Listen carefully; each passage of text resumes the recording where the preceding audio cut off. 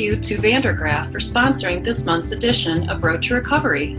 Visit their website for more information about the Vandergraaf drum motor designed specifically for heavy industry applications.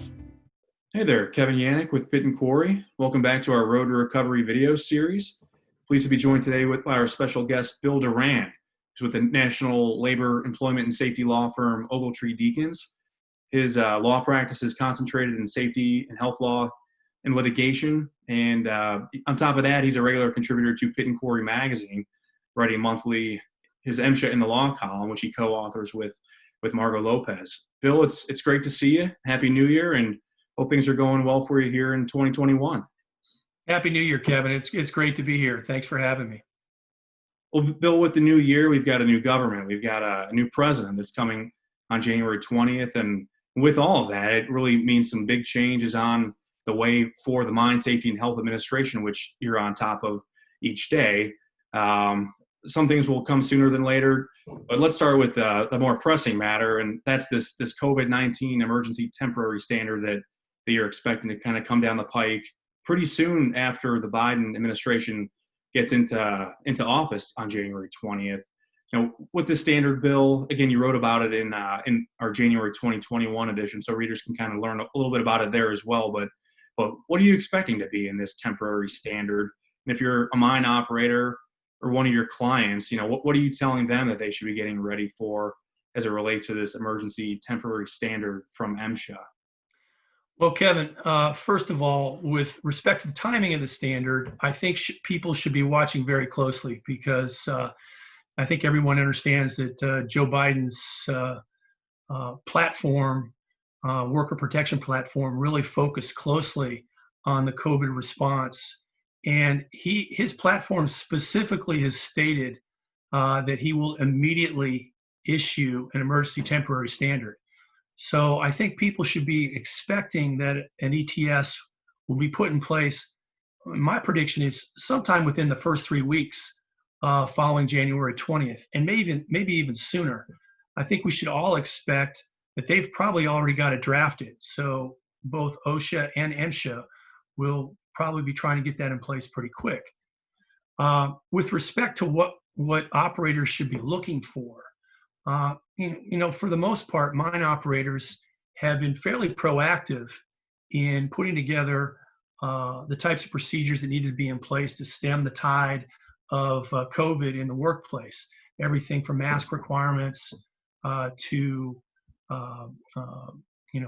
employee screening requirements, social distancing.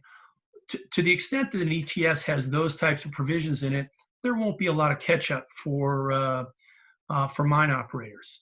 It's the other types of things that we might expect that will cause a certain level of work for operators to get up to speed on. For instance, and again, a lot of this is guesswork at this point.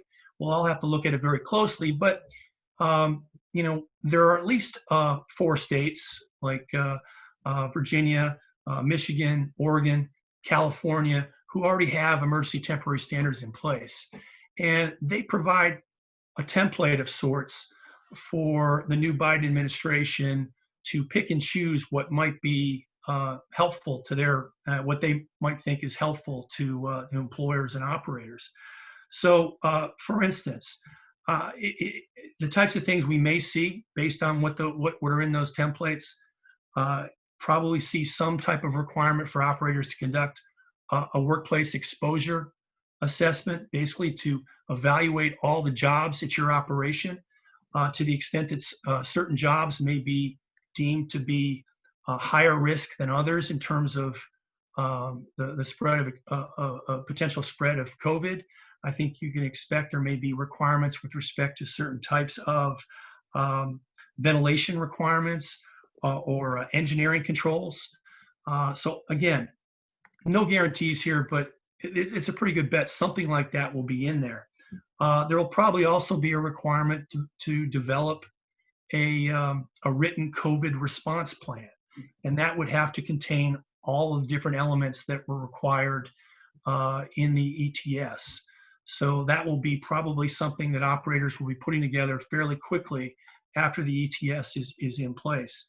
There will probably be some component for training personnel related to COVID-safe work procedures.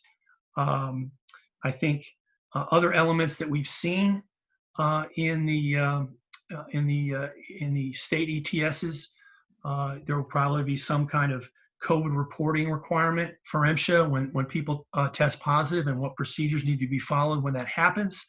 And probably, although this hasn't been contained in every state standard, but knowing MSHA, there will probably be some reminder at a minimum of the fact that to the extent that personnel raise any concerns regarding the company's response to COVID, that those types of concerns are protected under Section 105C of the Mine Act as protected safety activity. So, again, my big message to everyone is watch closely, because things will move very quickly after January 20th on this issue. In terms of enforcement of that, Bill, would you anticipate any serious enforcement on the front lines if an inspector notices something is out of line or out of order? And maybe to kind of tie in what sort of enforcement we've seen of COVID-19 and safety as it relates to that, maybe that's a starting point. Looking back on the last 6+ months, not 9 months, I mean, has there been a kind of a template of inspectors already doing that sort of enforcement, and would we see more of that?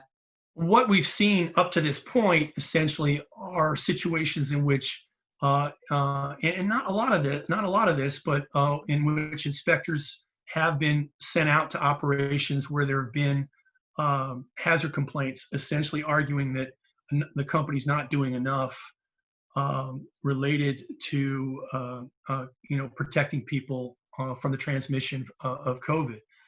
With that said, we have seen MSHA make public pronouncements that they have issued citations, although it's been very hard to find out exactly what citations they've been issuing, whether it relates to training, reporting, those types of things. So there hasn't been a lot of high-profile enforcement at this point.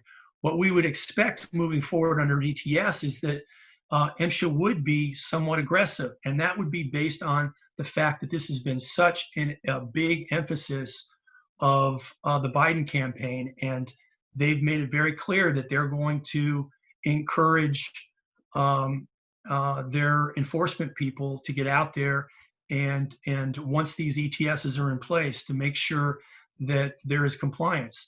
And what that would look like would be very much like what we see in normal enforcement situations at entry-regulated operations.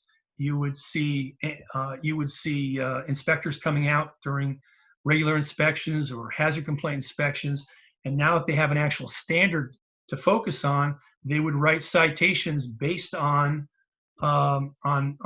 the relative, as they see it, compliance of those with those provisions and then those requirements.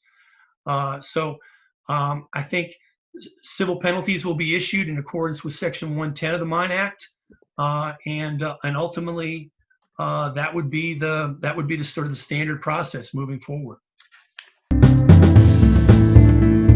Thank you to Vandergraaf for sponsoring this month's edition of Road to Recovery. Visit their website for more information about the Vandergraaf drum motor, designed specifically for heavy industry applications.